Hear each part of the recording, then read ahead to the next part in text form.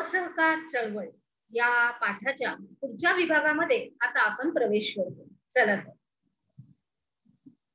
आता आपण बघतोय की 1928 साली सायमन कमिशन भारतात आले आणि तेव्हा ज्या ज्या ठिकाणी ते गेलं तेथे त्याच्या विरुद्ध निदर्शनं करण्यात आली.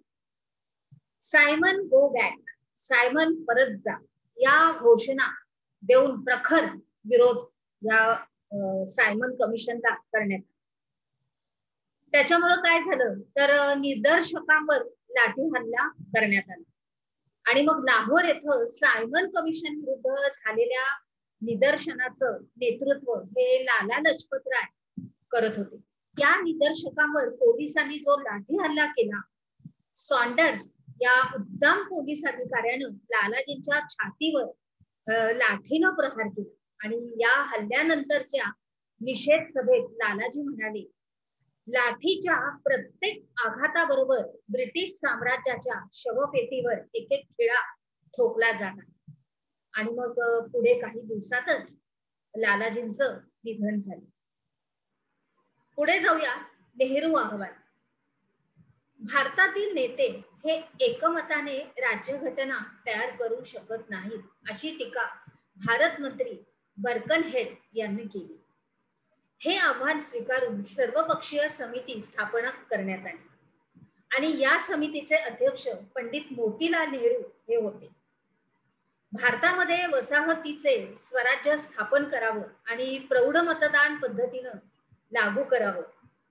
त्याच्यानंतर भारतीयांना मूलभूत नागरी हक्क द्यावे, भाषावार प्रांतरचना करावी असे प्रस्ताव या अहवालात होते आणि या अहवालाला नेहरू अहवाल असे म्हणतात. 1929 अखेरपर्यंत सरकारनं नेहरू अहवाल स्वीकारला नाही तर सवनीय कायदेभंगाचा लढा सुरू करण्याचा इशारा दिला. आणि मग याच पार्श्वभूमीवर 1929च्या डिसेंबर मधील पंडित जवाहरलाल नेहरू यांच्या अध्यक्षतेखाली भरलेलं लाहोर अधिवेशन एक ऐतिहासिक अधिवेशन ठरलं. त्याच्यानंतर पूर्ण स्वराज्याची मागणी. वसाहतीचं स्वराज्य हे आतापर्यंत राष्ट्रीय सभेचं उद्दिष्ट अनेक तरुण कार्यकर्त्यांना मान्य नव्हतं. पंडित जवाहरलाल नेहरू आणि सुभाषचंद्र बोस हे संपूर्ण स्वराज्याची मागणी करणाऱ्या तरुणांचे नेते होते.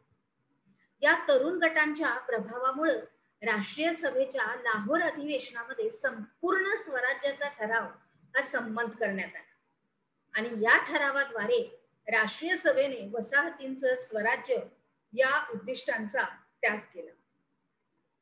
मग त्याच्यानंतर यापुढे भारतीयांचं संपूर्ण स्वातंत्र्य हे राष्ट्रीय चळवळीचं एक ध्येयच बनलं. मग 31 डिसेंबर 1929 रोजी रावी नदीच्या किनाऱ्यावर काय झालं?